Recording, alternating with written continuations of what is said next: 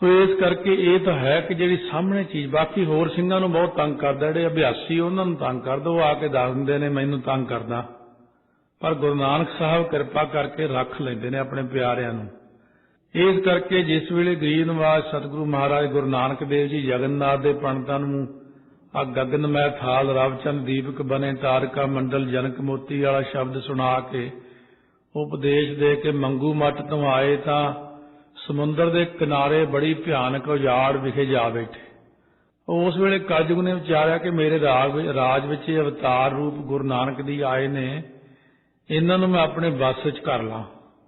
गुरु साहिब नूं अपने वसीकार करन वास्ते कलयुग ने गेरू रंग वर्गी बड़ी लाल रंग की नेरी चलाती। ਉਹਦੇ करके सारा आकाश कंकरां नाल धूड़ी नाल भर गया ते जमीन चों किन्ने ही वृक्ष पट्टे गए। ਇਹ सूरज प्रकाश जिवें आउंदा बिरख चले जे संग उड़ होयो तिमर गुबार हाथ पसार ना सूझई दुख बहु देवनहार। फिर यही जी हालत देख के भाई मरदाने ने डर के कहा, महाराज कित्थे लिया मारिया, हुण तां जिउण दी कोई उम्मीद भी नहीं। महाराज कहण लगे, मरदानिया कोई फिक्र ना कर, तैनूं कुछ नहीं होण लग्या, आराम नाल बैठा रह। इन्हीं नूं कलयुग दैंतां वाला भयानक रूप धारण करके आया, बहुत उच्चा आकार बना के, पताल एडे पताल तक पैर लंबे, काला रूप, भयानक दंद, बड़े बड़े नक ते कन ते यह डरावना भयानक रूप बना के आया। अजिहा भयानक रूप देख के भाई मरदाने ने कहा, हुण तां नहीं बचदे महाराज, आ तां खा जाएगा आपां नूं। महाराज सच्चे पातशाह कहण लगे, मरदाना वाहिगुरू वाहिगुरू कर। ये वड्डा कि वाहिगुरू वड्डा? कहे महाराज वाहिगुरू वड्डा। ये की कहण लगे तैनूं? भाई मरदाना तो मूँह ते कहने कपड़ा पा के ना लम्मा पै के वाहिगुरू वाहिगुरू वाहिगुरू करी गया। ऐसा ही अगे चल के सूरज प्रकाश की कथा च फिर आवेगा भी।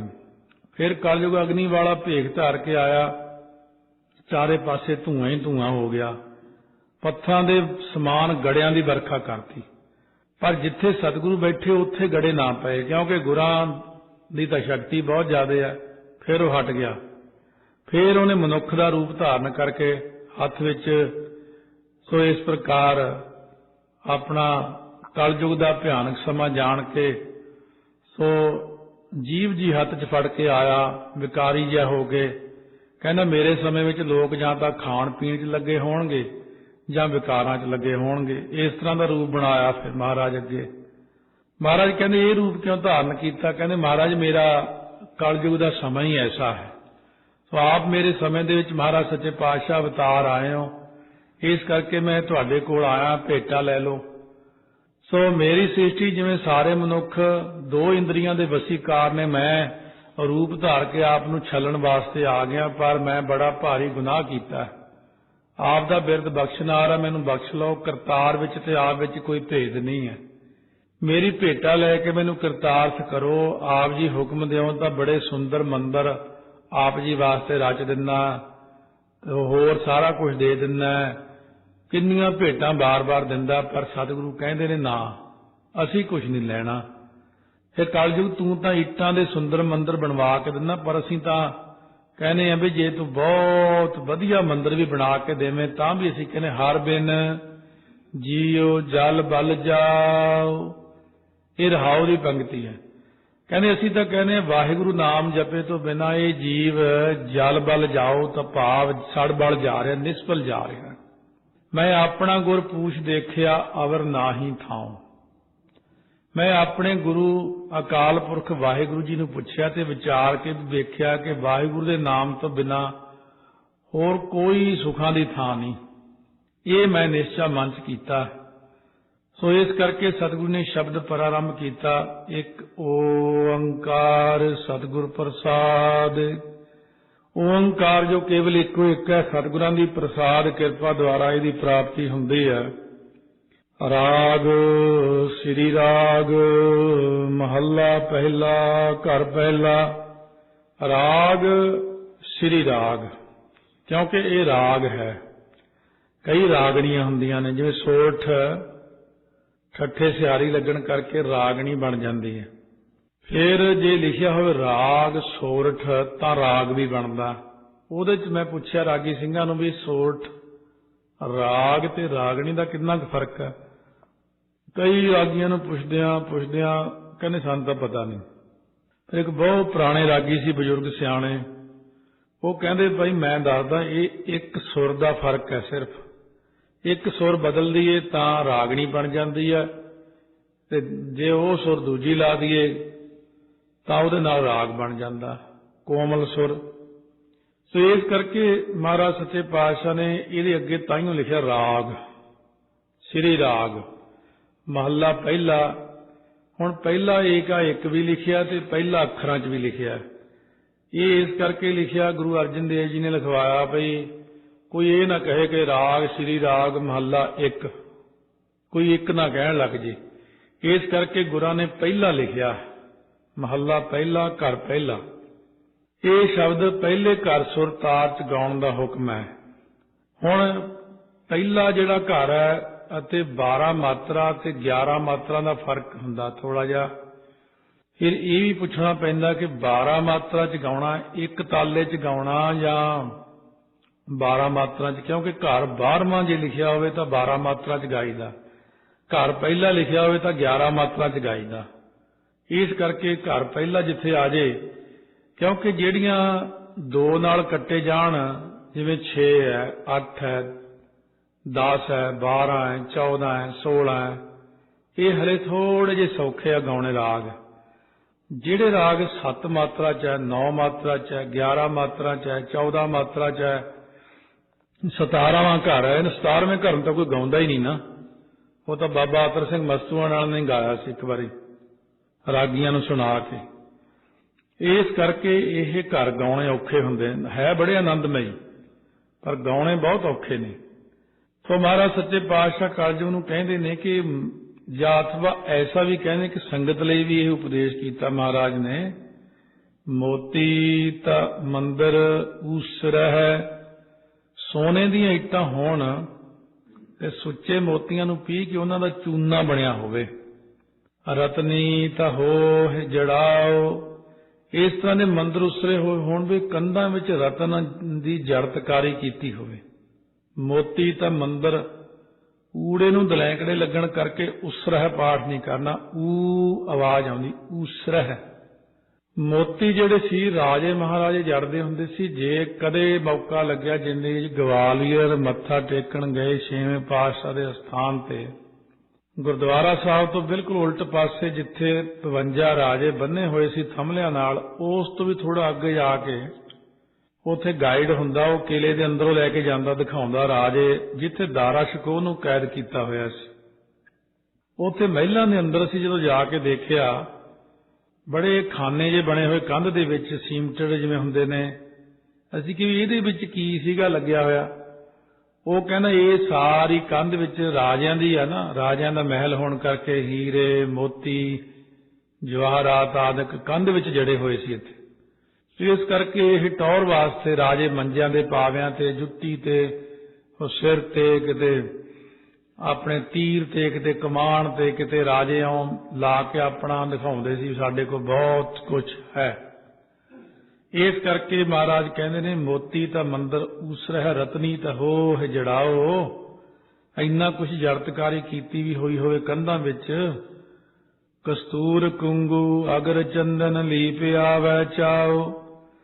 ਹੁਣ ਮਹਾਰਾਜ ਕਹਿੰਦੇ ਚਾਹੇ ਕਸਤੂਰੀ ਤੇ ਕੁੰਗੂ ਹੁੰਦਾ, ਕੇਸਰ, ਅਗਰ ਚੰਦਨ, 52 ਚੰਦਨ ਨਾਲ ਕੰਧਾਂ ਚੰਗੀ ਤਰ੍ਹਾਂ ਲਿਪੀਆਂ ਹੋਣ, ਜਾਂ ਕਸਤੂਰੀ ਛਿੜਕੀ ਹੋਵੇ, ਕੇਸਰ ਛਿੜਕਿਆ ਹੋਵੇ, ਚੰਦਨ ਦੀਆਂ ਧੂਫਾਂ ਲਾਈਆਂ ਹੋਣ, ਅਥਵਾ ਕਸਤੂਰੀ ਛੱਤ ਨਾਲ, ਕੇਸਰ ਕੰਧਾਂ ਨਾਲ ਲਿਪਿਆ ਹੋਵੇ, ਤੇ ਅਗਰ ਚੰਦਨ 52 ਚੰਦਨ ਜਿਹੜਾ ਧਰਤੀ ਉੱਪਰ ਛਿੜਕਿਆ ਹੋਵੇ, ਜਿਹਨੂੰ ਵੇਖਦਿਆਂ ਹੀ ਜਾਂ ਮੰਦਰ ਵਿੱਚ ਪ੍ਰਵੇਸ਼ ਕਰਦੇ ਮਨ 'ਚ ਚਾਅ ਚੜ੍ਹ ਜਾਵੇ, ਦੇਖ ਕੇ ਖੁਸ਼ਬੂਆਂ ਆਉਂਦੀਆਂ ਹੋਣ, ਬੰਦਾ ਦੇਖ ਕੇ ਹੈਰਾਨ ਰਹਿ ਜਾਵੇ ਕਿ ਇੰਨਾ ਸੋਹਣਾ ਮਹਿਲ, ਇਤਨੇ ਸੁੰਦਰ ਰਾਜਿਆਂ ਦੇ ਮਹਿਲ। ਇਹ ਜ਼ਿਆਦਾਤਰ ਦੁਬਈ ਦੇ ਵਿੱਚ ਜਾਂ ਆਬੂ ਧਾਬੀ 'ਚ ਲੋਕ ਬਣਾਉਂਦੇ ਜਿਨ੍ਹਾਂ ਕੋਲ ਪੈਸਾ ਬਹੁਤ ਜ਼ਿਆਦਾ ਹੈ, ਕਿਉਂਕਿ ਉੱਥੇ ਵੀ ਇੱਕ ਵਾਰ ਜਾਣ ਦਾ ਮੌਕਾ ਮਿਲਿਆ ਤਾਂ ਮੈਂ ਉੱਥੇ ਦੇਖਿਆ ਸੀ। ਜਿਵੇਂ ਆਪਾਂ ਹਰਿਮੰਦਰ ਸਾਹਿਬ ਅੰਦਰ ਦੇਖਦੇ ਚਿੱਤਰਕਾਰੀ ਹੋਈ ਬੜੀ ਸੋਹਣੀ, ਇਸ ਤਰ੍ਹਾਂ ਸ਼ੇਖਾਂ ਦੇ ਮਹਿਲਾਂ ਦੇ ਅੰਦਰ ਸੋਨਾ ਜੜ ਕੇ ਉਹਨਾਂ ਵਿੱਚ ਹੀਰੇ ਮੋਤੀ ਜਵਾਹਰਾਤ ਆਦਿਕ ਲਾਉਂਦੇ ਨੇ ਉਹ। बहुत सोहनी चित्रकारी करवाई हुई सी। एक महल विच देखण दा मौका मिलिया, कोई सिंह उत्थे काम करवा रहा सी। फिर इस तरह जिन्हां कोल बहुत राजा महाराजा कोल पैसा हुंदा उन्हां दे घर इस तरह हुंदे ने, सोने नाल जड़े, हीरियां नाल जड़े, दरवाजे सोने दे, इत्थों तक भी भांडे भी सोने दे सारे। तो महाराज कहते जे इन्ना कुछ हो भी जाऊगा फिर की हो जू। मत देख भूलां विसरै तेरा चित न आवै नाओ। महाराज सच्चे पातशाह कहने शुभ मती तो भुले हुए कलयुग, तू तो कहना कि इन्हां मंदिरां या पदार्थां वल वेख, पर असीं कहने इन्हां पदार्थां वल देखण करके परमात्मा दा नाम भुल जांदा है। इस करके ये तेरा कलयुगी जिहड़ा नाम मात्र भी सानू चेते ना आवे, कलयुग दा तेरा समा किते ऐसा ना होवे तेरा नाम ना सानू याद आवे। पर असीं परमेश्वर नूं बेनती करदे हां कि वाहिगुरू मतां इन्हां पदार्थां नूं वेख के भुल जाइए, क्योंकि भुले होए नूं फिर आप जी नूं मैं तो पहले ही भुलिया रहना। मनुख दी हालत दसनी आ उन्होंने तरीके नाल, कहने आप जी दा नाम तो फिर चेते ही नहीं आवेगा। इस करके महाराज सच्चे पातशाह ने घुमा के अर्थ उधर नूं उहनूं समझाया कि मतां किते देख के चीज़ां भुल जाइए, फिर आपां नूं समझाउंदे ने। कलयुग दे समय दे विच सतगुरु कहंदे ने भावें कुछ भी कर लो तुसीं, लोकां कोल किन्ना ही पैसा हो जाए, धन दौलत पदार्थ हो जाए, पर इन्हां चीज़ां नूं देख के मनोरंजन की माया, ये मनोरंजन दी माया मन नूं प्रसन्न करन लई हुंदी बस। फिर की हो जूगा जे मेरे कोल बहुत कुछ कहने होवे। जे धरती सब कंचन कर दीजै, चौथे पातशाह कहने सारी धरती ही सोने दी बना दिओ, बिन नावै होर ना पाया। कहने मैनू नाम तो बिना नहीं पाउंदा, मैं धरती धुरती की करनी सोने दी, इन्हें किहड़ा नाल जाना। ये तो एक दिखावा है सारा ही। इस करके सतगुरु महाराज सच्चे पातशाह का ध्यान परमेश्वर वाल ही रहिंदा, भावें कलयुग नाल संवाद होया। सतगुरु कहने मत देख भूलां विसरै तेरा चित ना आवे नाओ। हे वाहिगुरु मतां किते मैं देख के भुल जावां ये सारा कुछ, कि तेरा नाम ही भुल जावे, तेरा नाम मैनू चेते ही ना आवे। कहने कलयुग देखी किते इन्हां चीज़ां विच लग के जां हे संसार दे लोगो ऐ साध संगत मतां किते आपां भुल जाइए, इन्हां चीज़ां नूं देख के परमात्मा दा नाम। हर बिन जीओ जल बल जाओ, वाहिगुरु नाम जपे तो बिना ये जिहड़ा जल बल जाओ तो भाव निष्फल ही जा रहा है। जल बल के भाव जिवें कोला हो जांदा लक्कड़ दा, कहंदे इसे तरह मनुख इन्हां चीज़ां विच फस के सड़ बल के जल बल के सो सर्प जैसे अरजारी, जिवें सप दी उमर लंघ जांदी है ना जल बल के, एवें ही इस तरह मनुख की उम्र जल बल के कोला हो जाती। मनुख की सारी उम्र इन्हां विकारां विच इन्हां चीज़ां विच लंघ जाती है और अंत नूं जिंदगी समाप्त हो जाती है। मैं अपना गुर पूछ देखिया अवर नाही थाओ, कहने मैं अपने गुरां तो अकाल पुरख वाहिगुरू तो पुछ के निश्चय कर लिया कि नाम तो बिना होर कोई थां नहीं है। कहन लग्या फिर महाराज सच्चे पातशाह जी वो नहीं पसंद तो तुहानू मैं खुली जमीन उपर थड़ा बनवा के उत्ते पलंग विछाड़ना, उहदे उत्ते समाधियां लाया करो। सतगुरु कहन लगे धरती तहीरे लाल जड़ती पलंग लाल जड़ाओ। कहने चाहे सोने की धरती होवे ते हीरियां लालां नाल जड़तकारी कीती होवे, उहदे ते धरती उत्ते जो पलंग है चाहे वह भी लालां नाल जड़तकारी कीती होवे। कलयुग जे इन्ना कुछ भी तू कह दे मैं तेनू जड़ा के तुहानू जी भेटा करा, और फिर नाल तू ये भी कहे संसारी बंदियां वांगू सानू उलझाउण लई मोहनी मुख मणि सोहै करे रंग पसाओ, कि उस पलंग उत्ते मोहनी इस्त्री ऐसी होवे जिसदे मुख दी सोहै शोभा जिहड़ी है वो मणि वांगू चमकदी होवे, अते रंग प्रेम नूं वधाउण वाले पसाओ जिहड़े हाव भाव करे। तो इस करके ਉਹਦੇ ਮੁੱਖ ਉੱਤੇ ਗਹਿਣੇ ਅਤੇ ਉਹਨਾਂ ਵਿੱਚ ਮਣੀਆਂ ਸ਼ੋਭਦੀਆਂ ਹੋਣ ਤੇ ਰੰਗਾਂ ਰੰਗਾਂ ਦੇ ਪਸਾਰੇ ਪਸਾਰਨ, ਰੰਗਾਂ ਰੰਗਾਂ ਦੇ ਚਾਹੇ ਉਹ ਪੁਸ਼ਾਕਾਂ ਵੀ ਪਹਿਰਨਾ ਕਰੇ, ਪਰ ਮੈਂ ਤੇ ਇਹੀ ਵਾਹਿਗੁਰੂ ਅੱਗੇ ਬੇਨਤੀ ਕਰੂੰਗਾ ਕਿ ਇਹਦੇ ਨਾਲੋਂ ਤਾਂ ਮੈਂ ਉਹੀ ਚੰਗਾ, ਇਹਨਾਂ ਪਦਾਰਥਾਂ ਦੀ ਲੋੜ ਨਹੀਂ। ਮਤ ਦੇਖ ਭੂਲਾਂ ਵਿਸਰੈ ਤੇਰਾ ਚਿੱਤ ਨ ਆਵੈ ਨਾਉ। हे शुभमती तो भुले हुए कलयुग, तू तो कहना कि इन्हां पदार्थां वल देख के जी बड़ा आनंद आउंदा जी, बड़ा ऐसा हुंदा, पर असीं कहने इन्हां पदार्थां वल वेखण करके वाहिगुरू तां भुल जांदा ना बंदे नूं। ये जिन्नियां भी चीज़ां ने सारियां मायावी ने। मायावी चीज़ देख के एकदम नाम भुल जांदा। चंगा भला बंदा नाम जपदा है, जे किते पैसा धरती ते डिग के नकटी को ठन गन बाडा डू, किन्हें विवेकी काटी तू।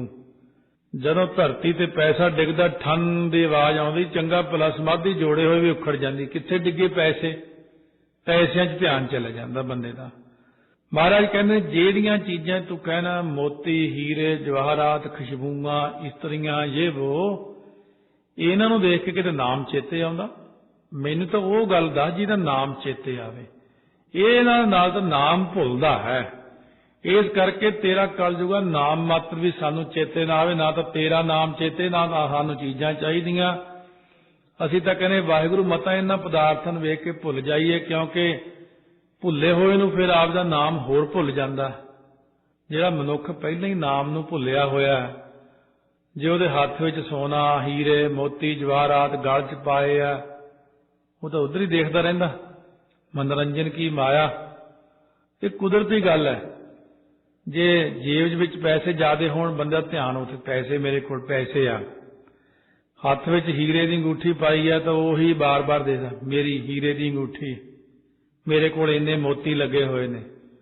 ये चीज़ां जिहड़ियां ने परमेश्वर नालों तोड़दियां ही ने सारियां चीज़ां। इसे करके रब दे प्यारे सुभाव सादा रखते ने। महाराज कहने रख गरीबी वेश। भगतां दा वेश ताइयों ऐसा सादगी जे वाला हुंदा, जिन पट अंदर बाहर गुदर ते भले संसार ते हुन नेहो लगा रब सेती देखने विचार।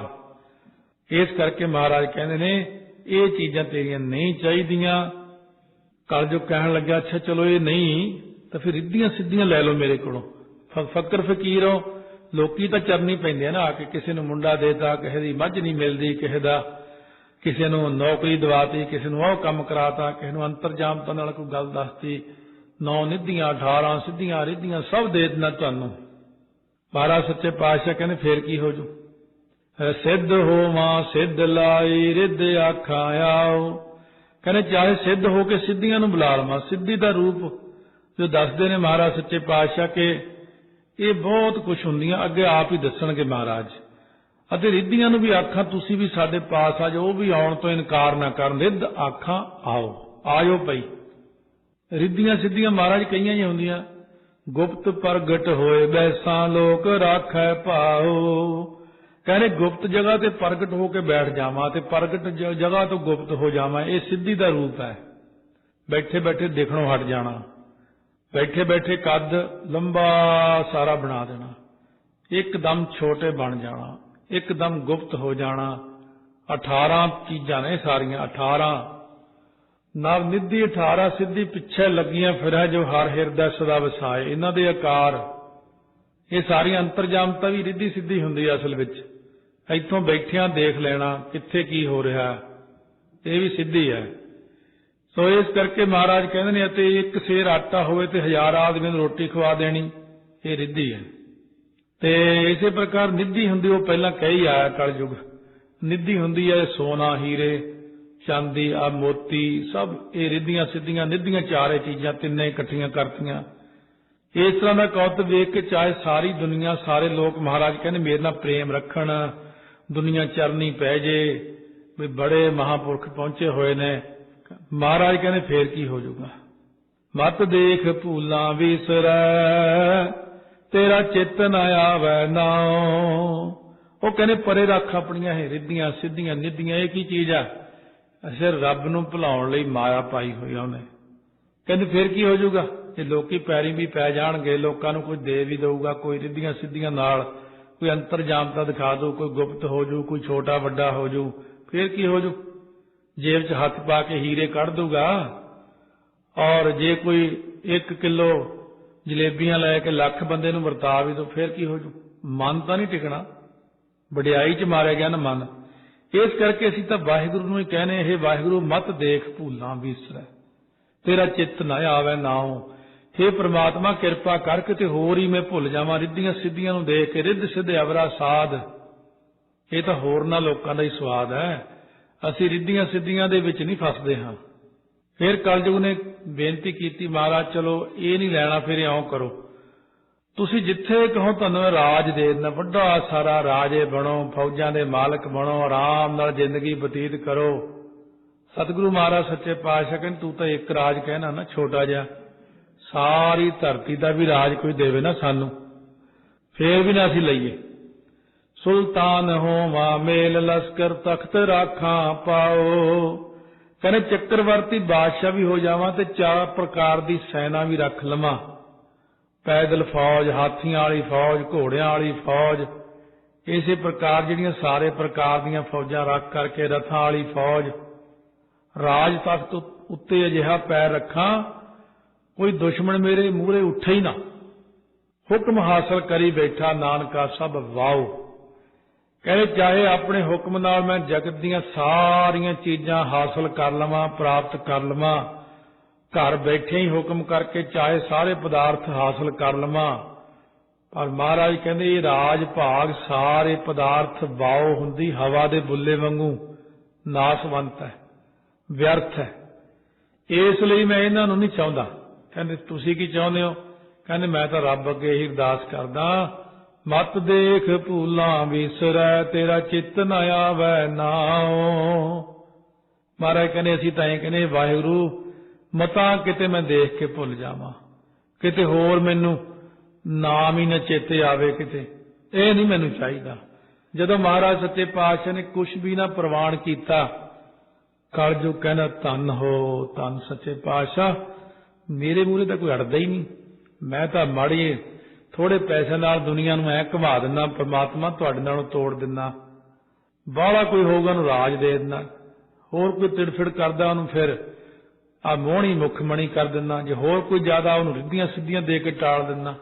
मेरे कोल तां शक्ति इन्नी, मैं सारी दुनिया नूं तुहाडे नाम तो तोड़िया होया, पर धन गुरु नानक साहब दे मूहरे तो लम्मा ही पै गया।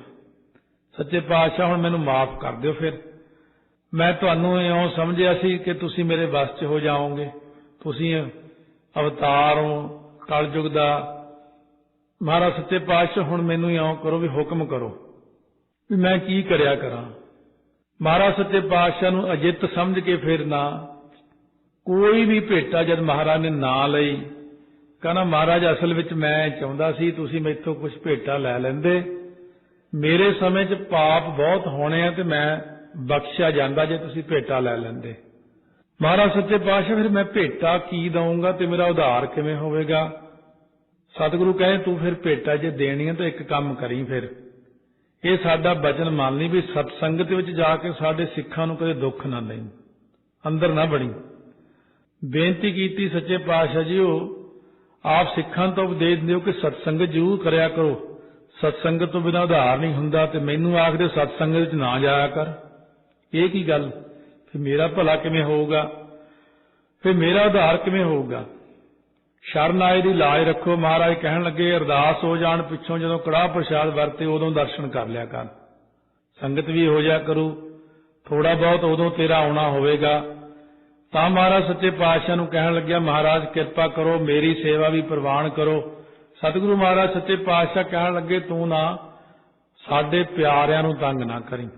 फिर कहण लग्या अच्छा महाराज ਜਿਹੜੇ ਤੁਹਾਡੇ सही प्यारे होणगे उन्हां तो करदा नहीं, पर कई ऐसे भी होणगे जे धर्म का चोला पा के पखंड करिया करनगे अंदरों होर बाहरों होर, उन्हां नूं तां रगड़ा ला सकदा, कहंदे हाँ उन्हां नूं तूं जो मर्जी कह, पर ਜਿਹੜੇ मेरे प्यारे अंदरों बाहरों एक रंग विच रंगे होणगे उन्हां नूं कदे परेशान ना करी।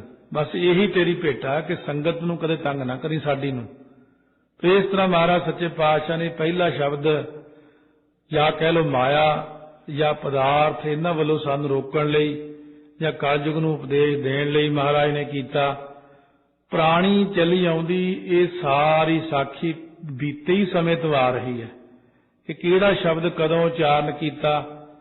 साधारण व्यक्ति की समझ तो परे आ, पर जिन्हां नूं पूर्ण ज्ञान हो जाता वो सारा कुछ देख लेंदे ने। इस प्रकार महाराज ने ये पहला शब्द उचारण करके हुण अगे बख्शिश कर रहे ने।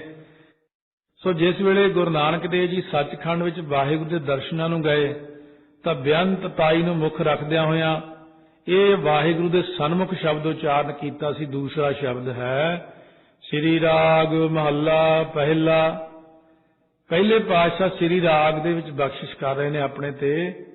ਕੋਟ ਕੋਟੀ ਮੇਰੀ ਆਰਜਾ ਪਵਨ ਪੀਣ ਅਪਿਆਓ। हे ਵਾਹਿਗੁਰੂ ਪ੍ਰਮਾਤਮਾ ਜੀ, ਚਾਹੇ ਕੋਟਾਨ ਕੋਟ ਵਰੇ ਮੇਰੀ ਆਰਜਾ ਉਮਰ ਹੋ ਜਾਵੇ, ਪਵਨ ਜਿਹੜੀ ਹੁੰਦੀ ਨਾ ਹਵਾ ਦਾ ਹੀ ਪੀਣਾ ਕਰਾਂ, ਪਵਨ ਪੀਣ ਅਪਿਆਓ ਭੋਜਨ ਖਾਣਾ ਹੋਵੇ, ਪਵਨ ਦਾ ਹੀ ਭੋਜਨ ਹੋਵੇ, ਪਵਨ ਦਾ ਹੀ ਪੀਣਾ ਹੋਵੇ, ਪਾਉਣ ਹਾਰੀ ਬਣ ਜਾਵਾਂ। ਚੰਦ ਸੂਰਜ ਦੋਏ ਗੁਫੈ ਨਾ ਦੇਖਾਂ, ਸੁਪਨੈ ਸੌਣ ਨਾ ਥਾਓ। ਫਿਰ ਮੈਂ ਅਜਿਹੀ ਗੁਫਾ ਵਿੱਚ ਬੈਠ ਕੇ ਤਪ ਕਰਾਂ ਜਿੱਥੇ ਚੰਦਰਮਾ ਸੂਰਜ ਇਹਨਾਂ ਦੋਹਾਂ ਨੂੰ ਵੇਖ ਨਾ ਸਕਾਂ, ਇਹ ਦੋਨਾਂ ਦਾ ਮੈਂ ਦਰਸ਼ਨ ਨਾ ਕਰ ਸਕਾਂ, ਇਹ ਦੋਨੋਂ ਮੈਨੂੰ ਨਾ ਵੇਖ ਸਕਣ। ਫਿਰ ਉਹ ਗੁਫਾ ਇਤਨੀ ਤੰਗ ਹੋਵੇ ਜਿੱਥੇ ਸੁਪਨੇ ਵਿੱਚ ਵੀ ਸੌਣ ਨੂੰ ਥਾਂ ਨਾ ਹੋਵੇ। ਇੰਨੀ ਭੀੜੀ ਗੁਫਾ 'ਚ ਵੜ ਕੇ ਮੂਹਰੇ ਚੀਜ਼ਾਂ ਲਾ ਕੇ, ਪੱਥਰ ਲਾ ਕੇ, ਅੰਦਰ ਨਾ ਕੋਈ ਚਾਨਣ ਆਵੇ, ਨਾ ਮੈਂ ਬਾਹਰ ਦੇਖ ਸਕਾਂ, ਹਨੇਰੀ ਗੁਫਾ 'ਚ ਬੈਠ ਜਾਵਾਂ। ਫਿਰ ਸੋ ਕਹਿੰਦੇ ਨੇ ਕਦਾ ਚਿੱਤ ਵੀ ਸੰਸਾਰ ਸੁਪਨੇ ਵਿੱਚ ਸੌਣ ਨੂੰ ਜਗ੍ਹਾ ਨਾ ਮਿਲੇ, ਭੀ ਤੇਰੀ ਕੀਮਤ ਨਾ ਪਵੈ ਹਉ ਕੇ ਵਡਿਆਖਾਂ ਨਾਉ। ਜੇ ਇੰਨੀ ਸ਼ਕਤੀ ਵੀ ਮੇਰੇ ਅੰਦਰ ਆ ਜਾਵੇ ਤਦ ਵੀ ਆਪ ਜੀ ਦੇ ਨਾਮ ਦੀ ਕੀਮਤ ਨਹੀਂ ਪੈ ਸਕਦੀ। ਮੈਂ ਆਪ ਜੀ ਦੇ ਨਾਮ ਨੂੰ ਕਿੰਨਾ ਕੁ ਵੱਡਾ ਆਖਾਂ ਜੀ, ਮੈਂ ਕਿੱਡਾ ਕੁ ਵੱਡਾ ਜੋ ਆਪ ਦੇ ਨਾਮ ਨੂੰ ਕਥਨ ਕਰਕੇ ਦੱਸ ਸਕਦਾ। ਸਾਚਾ ਨਿਰੰਕਾਰ ਨਿਜ ਥਾਏ। हे ਨਿਰੰਕਾਰ ਜੀ, ਤੂੰ ਸੱਚਾ ਹੈ ਤੇ ਸਾਧ ਸੰਗਤ ਹਰਿਮੰਦਰ ਸਾਹਿਬ ਸੱਚਖੰਡ ਇਹ ਤੇਰੇ ਆਪਣੇ ਰਹਿਣ ਦੀਆਂ ਅਸਲੀ ਥਾਵਾਂ ਨੇ।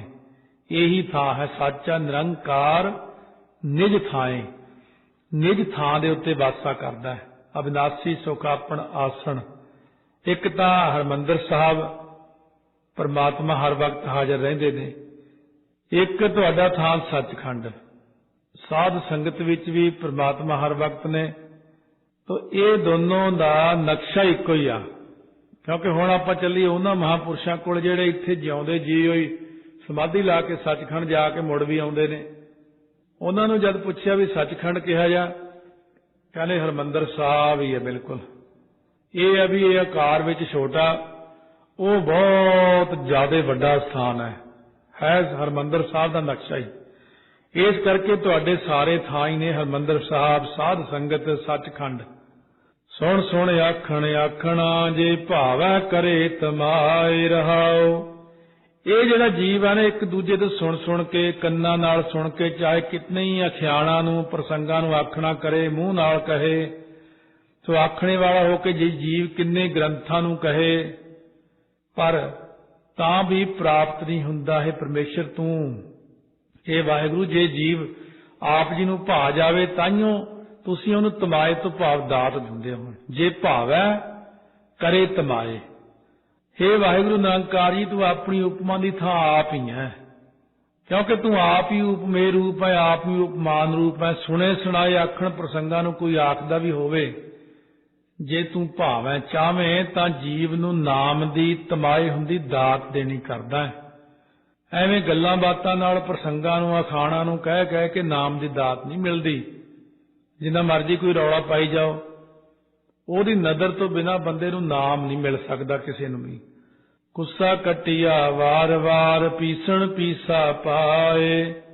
ਕਹਿੰਦੇ ਚਾਹੇ ਆਪਣੇ ਸਰੀਰ ਨੂੰ ਕੁਸਾ ਕੇ ਭਾਵ ਕੋਹਾ ਕੇ ਚੰਗੀ ਤਰ੍ਹਾਂ, ਫਿਰ ਉਹਨੂੰ ਵਾਰ ਕੱਟ ਕੱਟ ਕੇ ਪੀਸਣ ਹੁੰਦਾ, ਚੱਕੀ 'ਚ ਪਾ ਕੇ ਪੀਸੇ ਜਾ ਚੁੱਕੇ ਹੋਏ ਮਾਸ ਨੂੰ ਜਿਹੜਾ ਬਿਲਕੁਲ ਐਨ ਪੀਸਿਆ ਜਾਵੇ ਮਾਸ। ਅੱਗੀ ਸੇਤੀ ਜਾਲੀਆ ਭਸਮ ਸੇਤੀ ਰਲ ਜਾਓ। ਕਹਿੰਦੇ ਫਿਰ ਉਹਨੂੰ ਅੱਗ ਨਾਲ ਸਾੜ ਦਿਆਂ ਉਹ ਮਾਸ ਨੂੰ, ਅਤੇ ਸਵਾਹ ਦੇ ਨਾਲ ਮਿਲਾ ਦਿਆਂ। ਇੰਨੀ ਜ਼ਿਆਦਾ ਮਿਹਨਤ ਕਰਾਂ, ਮਤਲਬ ਭੀ ਤੇਰੀ ਕੀਮਤ ਨਾ ਪਵੈ ਹਉ ਕੇ ਵਡਿਆਖਾਂ ਨਾਉ। ਇੰਨਾ ਕੁਝ ਕਰ ਲੈਣ ਨਾਲ ਵੀ ਆਪ ਦੀ ਮਹਾਰਾਜ ਜੀ ਕੀਮਤ ਨਹੀਂ ਪੈਂਦੀ। ਮੈਂ ਆਪ ਜੀ ਨੂੰ ਕਿੱਡਾ ਕੁ ਵੱਡਾ ਕਹਾਂ, ਤੁਹਾਡੇ ਨਾਮ ਨੂੰ ਕਿੱਡਾ ਕੁ ਵੱਡਾ ਕਹਾਂ। ਸੋ ਜਿਵੇਂ ਇੱਕ ਰਿਸ਼ੀ ਹੋਇਆ ਹੈ, ਉਹ ਇੱਕ ਵਾਰੀ ਕਿਤੇ ਅਚਾਨਕ ਉਹਦੀ ਉਂਗਲ 'ਚ ਚਾਕੂ ਵੱਜ ਗਿਆ, ਮਾੜਾ ਜਿਹਾ ਕੋਈ ਤਿੱਖੀ ਚੀਜ਼ ਵੱਜੀ, ਖੂਨ ਦੀ ਜਗ੍ਹਾ ਤੇ ਪਾਣੀ ਨਿਕਲ ਆਇਆ। ਉਹ ਤਾਂ ਜਿਉਂ ਲੱਗਿਆ ਨੱਚਣ, ਜਿਉਂ ਲੱਗਿਆ ਨੱਚਣ, ਸਾਰੀ ਸ੍ਰਿਸ਼ਟੀ ਉਹਨੂੰ ਦੇਖ ਕੇ ਨੱਚਣ ਲੱਗੀ। ਸਾਰੇ ਕਹਿੰਦੇ ਇਹਨੂੰ ਕੀ ਹੋ ਗਿਆ, ਪਰ ਬੜੇ ਬੜੇ ਰਿਸ਼ੀ ਮੁਨੀ ਕਹਿੰਦੇ ਉਹ ਹੋਏ ਤੇ ਪਾਣੀ ਨਿਕਲਿਆ, ਇਹਨੂੰ ਹੰਕਾਰ ਹੋ ਗਿਆ ਵੀ ਮੈਂ ਇੰਨੀ ਤਪੱਸਿਆ ਕੀਤੀ ਵੀ ਖੂਨ ਦਾ ਪਾਣੀ ਬਣਾ ਲਿਆ। ਫਿਰ ਸਾਰਿਆਂ ਨੇ ਸ਼ਿਵ ਜੀ ਨੂੰ ਜਾ ਕੇ ਕਿਹਾ ਵੀ ਇਹਦਾ ਹੰਕਾਰ ਤੋੜੋ, ਨਹੀਂ ਤਾਂ ਇਹ ਨੱਚੀ ਜਾਊਗਾ, ਐਵੇਂ ਦੁਨੀਆ ਵੀ ਸਾਰੀ ਨੱਚਣ ਲਾਤੀ ਇਹਨੇ ਤਾਂ। ਸੋ ਉਸ ਵਕਤ ਜਾ ਕਰਕੇ ਸ਼ਿਵ ਜੀ ਨੇ ਰੂਪ ਧਾਰਿਆ ਇੱਕ ਰਿਸ਼ੀ ਦਾ, ਇਹਦੇ ਕੋਲ ਜਾ ਕੇ ਹੱਥ ਤੇ ਚਾਕੂ ਮਾਰ ਕੇ ਵਿੱਚ ਸਵਾਹ ਕੱਢ ਕੇ ਦਿਖਾਤੀ। ਕਹਿੰਦੇ ਆ ਦੇਖ ਓਏ, ਤੇਰਾ ਤਾਂ ਖੂਨ ਤੋਂ ਪਾਣੀ ਬਣਿਆ ਨਾ, ਮੇਰੇ ਅੱਗੇ ਸਵਾਹ ਹੀ ਬਣ ਗਿਆ ਸਾਰਾ ਸਰੀਰ। ਉਹ ਮੈਨੂੰ ਤਾਂ ਫੇਰ ਨਹੀਂ ਹੰਕਾਰ ਹੋਇਆ, ਮੈਂ ਤਾਂ ਫੇਰ ਨਹੀਂ ਪਰਮੇਸ਼ਰ ਦੀ ਹਲੇ ਪ੍ਰਾਪਤੀ ਕੀਤੀ, ਤੇ ਤੂੰ ਮਾੜੇ ਪਾਣੀ ਬਣਨ ਤੇ ਹੀ ਰੌਲਾ ਪਾਈ ਜਾਂਦਾ। ਫਿਰ ਉਹ ਮਾਨਵ ਰਿਸ਼ੀ ਹੱਸਣੋਂ ਹਟਿਆ ਸੀ, ਨੱਚਣ ਤੋਂ ਹਟਿਆ। ਇਸ ਕਰਕੇ ਮਹਾਰਾਜ ਕਹਿੰਦੇ ਨੇ ਭਾਵੇਂ ਆਪਣੇ ਸਰੀਰ ਨੂੰ ਕੁਹਾ ਕੇ, ਕੱਟ ਕੇ, ਚੱਕੀ 'ਚ ਪੀਹ ਕੇ, ਉਹ ਮਾਸ ਨੂੰ ਅੱਗ ਨਾਲ ਸਾੜ ਕੇ ਸਵਾਹ ਵੀ ਬਣਾ ਲਵਾਂ, ਫੇਰ ਵੀ ਤੇਰੀ ਕੀਮਤ ਨਹੀਂ ਪੈ ਸਕਦੀ। ਤੁਹਾਡੇ ਨਾਮ ਨੂੰ ਕਿੱਡਾ ਕੁ ਵੱਡਾ ਅੱਖ। ਇਸ ਕਰਕੇ ਇੱਕ ਹੋਰ ਵੀ ਕਰਮ ਹੁੰਦਾ ਨਾ, ਉਹਨੂੰ ਵੀ ਸੱਚੇ ਪਾਤਸ਼ਾਹ ਸਿੱਧ ਕਰ ਦਿੰਦੇ। ਇਹਦੇ 'ਚ ਕਹਿੰਦੇ ਚਾਹੇ ਕੁੱਸਾ ਹੁੰਦੀ ਕਾਂਸ਼ੀ ਦਾ ਕਲਵੱਤਰ ਲੈ ਲਵਾਂ, ਚਾਹੇ ਕੱਟਿਆ ਵਾਰ-ਵਾਰ ਰੋਮ ਰੋਮ ਆਪਣੇ ਆਪ ਨੂੰ ਕੱਟ ਕੇ ਹਵਨ ਕਰ ਦੇਵਾਂ, ਚਾਹੇ ਪੀਸਾ ਪਾਏ ਹਿਮਾਲੇ ਪਰਬਤ ਰੂਪ ਚੱਕੀ 'ਚ ਪਾ ਕੇ ਆਪਣੇ ਆਪ ਨੂੰ ਪਸਾ ਦਿਆਂ, ਪਾਂਡਵਾਂ ਦੀ ਤਰ੍ਹਾਂ ਆਪਣੇ ਆਪ ਨੂੰ ਗਾਲ ਸੁੱਟਾਂ, ਚਾਹੇ ਅੱਗ ਨਾਲ ਆਪਣੇ ਆਪ ਨੂੰ ਸਾੜ ਨਾ ਕਰਾਂ, 5 ਧੂਣੀਆਂ ਤਪਾ ਲਵਾਂ ਦੁਆਲੇ ਜੇਠ ਹਾੜ ਦੇ ਦਿਨਾਂ ਵਿੱਚ, ਭਸਮ ਛੇਤੀ ਰਲ ਜਾਓ, ਚਾਹੇ ਸਵਾਹ ਨਾਲ ਰਲ ਜਾਵਾਂ, ਭਾਵ ਪਿੰਡੇ ਤੇ ਸਵਾਹ ਮਾਰ ਲਵਾਂ, ਇਹਨਾਂ ਸਾਧਨਾਂ ਦਾ ਹੰਕਾਰ ਨਾ ਕਰਾਂ। ਭੀ ਤੇਰੀ ਕੀਮਤ ਨਾ ਪਵੈ, ਹਉ ਕੇਵੜ ਆਖਾ ਨਾਉ। ਇੰਨੀ ਸ਼ਕਤੀ ਪ੍ਰਾਪਤ ਹੋਣ ਨਾਲ ਵੀ ਆਪ ਦੀ ਕੀਮਤ ਨਹੀਂ ਪੈ ਸਕਦੀ। ਮੈਂ ਤੁਹਾਡੇ ਨਾਮ ਨੂੰ ਕਿੰਨਾ ਕੁ ਵੱਡਾ ਕਹਿ ਦਿਆਂ। ਪਰਮਾਤਮਾ ਦੇ ਨਾਮ ਦੀ ਮਹਿਮਾ ਸਤਿਗੁਰਾਂ ਨੇ ਕੀਤੀ ਹੈ, ਔਰ ਆਪਾਂ ਵੀ ਜਾਣੀਏ ਕਿ ਦੇਖੋ ਨਾਮ ਕਿੰਨਾ ਵੱਡਾ ਸੱਚੇ ਪਾਤਸ਼ਾਹ ਕਹਿੰਦੇ ਨੇ। ਇਸ ਕਰਕੇ ਸਤਿਗੁਰੂ ਮਹਾਰਾਜ ਕਹਿੰਦੇ ਨੇ ਜੇ ਹੁਣ ਅਸਮਾਨ 'ਚ ਵੀ ਉੱਡ ਜਾਵਾਂ ਫਿਰ ਕਿਹੜਾ ਕੀਮਤ ਪਾ ਲਵਾਂਗਾ। ਪੰਖੀ ਹੋਏ ਕਹਿ ਜੇ ਭਵਾਂ ਸੈ ਅਸਮਾਨੀ ਜਾਓ। ਕਹਿੰਦੇ ਜੇ ਮੈਂ ਪੰਖੀ ਰੂਪ ਹੋ ਕੇ ਵੀ ਸੈਂਕੜੇ ਅਸਮਾਨਾਂ 'ਚ ਭਵਾਂ ਭਾਵ ਉੱਡਦਾ ਜਾਵਾਂ, ਪੰਖੀ ਹੋਏ ਕਹਿ ਜੇ ਭਵਾਂ ਉੜਦਾ ਜਾਵਾਂ ਸੈ ਅਸਮਾਨੀ ਜਾਓ। ਕਹਿੰਦੇ ਆ ਤਾਂ ਇੱਕ ਅਸਮਾਨ ਆ ਨਾ, ਇਹਦੇ ਤੋਂ ਉੱਤੇ ਹੋਰ ਇੱਕ ਅਸਮਾਨ, ਫਿਰ ਇੱਕ ਅਸਮਾਨ। ਕਹਿੰਦੇ 100 ਅਸਮਾਨਾਂ ਵਿੱਚ ਵੀ ਉੱਡ ਕੇ ਚਲਿਆ ਜਾਵਾਂ, ਇੰਨਾ ਉੱਚਾ ਉੱਡ ਜਾਵਾਂ ਨਦਰੀ ਕਿਸੇ ਨਾ ਆਵਊ, ਨਾ ਕਿਛ ਪੀਆ ਨਾ ਖਾਓ। ਇੰਨਾ ਉੱਡ ਜਾਵਾਂ ਨਾ ਕਿਸੇ ਨਜ਼ਰ ਆਵਾਂ, ਨਾ ਕੁਛ ਪਾਵਾਂ ਤੇ ਨਾ ਖਾਵਾਂ, ਨਾ ਪੀਵਾਂ ਨਾ ਖਾਵਾਂ, ਕੁਛ ਨਾ ਕਰਾਂ, ਇੰਨਾ ਉੱਚਾ ਉੱਡ ਜਾਵਾਂ। ਫਿਰ ਕਿਹੜਾ ਤੇਰੀ ਕੀਮਤ ਪਾ ਲੈਣੀ। ਭੀ ਤੇਰੀ ਕੀਮਤ ਨਾ ਪਵੈ, ਹਉ ਕੇਵੜ ਆਖਾ ਨਾਉ। ਕਹਿੰਦੇ ਫੇਰ ਵੀ ਤੁਹਾਡੀ ਕੀਮਤ ਨਹੀਂ ਪੈ ਸਕਦੀ। ਮੈਂ ਆਪ ਜੀ ਦੇ ਨਾਮ ਨੂੰ ਕਿੱਡਾ ਕੁ ਵੱਡਾ ਆਖਾਂ। ਤੁਹਾਡਾ ਨਾਮ ਤੇ ਮਹਾਰਾਜ ਬਹੁਤ ਹੀ ਜ਼ਿਆਦਾ ਵੱਡਾ। ਨਾਨਕ ਕਾਗਦ ਲਖਮਣਾ ਪੜ ਪੜ ਕੀਚੈ ਭਾਉ, ਮਸੂ ਟੋਟ ਨਾ ਆਵਈ ਲੇਖਣ ਪਾਉਣ ਚਲਾਓ। ਹੁਣ ਮਹਾਰਾਜ ਗੁਰੂ ਨਾਨਕ ਦੇਵ ਜੀ ਫਰਮਾਉਂਦੇ ਆ ਚਾਹੇ ਲੱਖਾਂ ਮਣ ਕਾਗਜ਼ ਇਕੱਠੇ ਹੋ ਜਾਣ, ਮੱਸੂ ਨਾਮ ਹੈ ਸ਼ਾਹੀ ਦਾ, ਸ਼ਾਹੀ ਦਾ ਵੀ ਘਾਟਾ ਨਾ ਆਵੇ। ਲੇਖਣ ਹੁੰਦੀ ਕਲਮ, ਕਲਮ ਵੀ ਮੇਰੀ ਹਵਾ ਵਾਂਗੂ ਚੱਲੇ, ਲੇਖਣ ਪਾਉਣ ਚਲਾਓ। ਇੰਨੇ ਗ੍ਰੰਥ ਲਿਖ ਕੇ ਆਪ ਪੜ੍ਹੀਏ ਅਤੇ ਭਾਉ ਪ੍ਰੇਮ ਨਾਲ ਹੋਰਨਾਂ ਨੂੰ ਪੜ੍ਹਾਈਏ। ਪੜ੍ਹ ਪੜ੍ਹ ਕੀਚੈ ਭਾਉ। 10ਵੇਂ ਪਾਤਸ਼ਾਹ ਵੀ ਐਸਾ ਹੀ ਲਿਖਦੇ ਨੇ, ਕਹਿੰਦੇ ਸਾਰੀ ਬਨਸਪਤੀ ਦੀਆਂ ਕਲਮਾਂ ਬਣਾ ਲਈਏ, ਸਾਰੀ ਧਰਤੀ ਦਾ ਕਾਗਜ਼ ਬਣਾ ਲਈਏ, ਸਮੁੰਦਰ ਦੀ ਦਵਾਤ ਬਣਾ ਕੇ ਸ਼ਾਹੀ ਬਣਾ ਲਈਏ। ਸਭ ਤੋਂ ਤੇਜ਼ ਲਿਖਾਰੀ ਮਹਾਰਾਜ ਕਹਿੰਦੇ ਗਣੇਸ਼ ਹੈ, ਉਹਨੂੰ ਲਾ ਲਈਏ ਲਿਖਣ, ਪਰ ਤੇਰੀ ਕੀਮਤ ਨਹੀਂ ਕੋਈ ਪਾ ਸਕਦਾ, ਤੇਰਾ ਅੰਤ ਨਹੀਂ, ਫੇਰ ਵੀ ਤੇਰਾ ਅੰਤ ਕੋਈ ਪਾ ਸਕਦਾ। ਇਸ ਕਰਕੇ ਗੁਰੂ ਨਾਨਕ ਸਾਹਿਬ ਵੀ ਕਹਿੰਦੇ ਨੇ ਲੱਖਾਂ ਮਣ ਕਾਗਜ਼ ਸ਼ਾਹੀ ਦਾ ਕੋਈ ਅੰਤ ਨਾ ਹੋਵੇ, ਪਾਉਣ ਚਲਾਉਂਦੀ ਹੋਵੇ ਕਲਮ ਨੂੰ, ਪਰ ਨਹੀਂ, ਤੇਰਾ ਕੋਈ ਅੰਤ ਨਹੀਂ ਪਾ ਸਕਦਾ। ਬਹੁਤ ਸਾਰੇ ਗ੍ਰੰਥ ਪੜ੍ਹ ਲਈਏ, ਪੜ੍ਹ ਕੇ ਫਿਰ ਉਹਨਾਂ ਨਾਲ ਪ੍ਰੇਮ ਕੀਤਾ ਜਾਵੇ। ਗ੍ਰੰਥਾਂ ਵਿੱਚ ਜੋ ਪ੍ਰਕਰਨ ਲਿਖੇ ਹੋਏ ਨੇ ਉਹਨਾਂ ਦੀ ਧਾਰਨਾ ਦੀ ਕਮਾਈ ਕੀਤੀ ਜਾਵੇ। ਭੀ ਤੇਰੀ ਕੀਮਤ ਨਾ ਪਵੈ, ਹਉ ਕੇਵੜ ਆਖਾ ਨਾਉ। ਫਿਰ ਵੀ ਆਪ ਦੀ ਕੀਮਤ ਨਹੀਂ ਪੈ ਸਕਦੀ। ਮੈਂ ਫਿਰ ਤੁਹਾਡਾ ਨਾਮ ਕਿੰਨਾ ਕੁ ਵੱਡਾ ਆਖਾਂ, ਕਿੰਨਾ ਕੁ ਵੱਡਾ ਤੁਹਾਡਾ ਨਾਮ ਹੈ। ਹਰ ਕੀ ਕੀਮਤ ਨਾ ਪਵੈ, ਹਰ ਜਸ ਲਿਖਣ ਨਾ ਜਾਏ।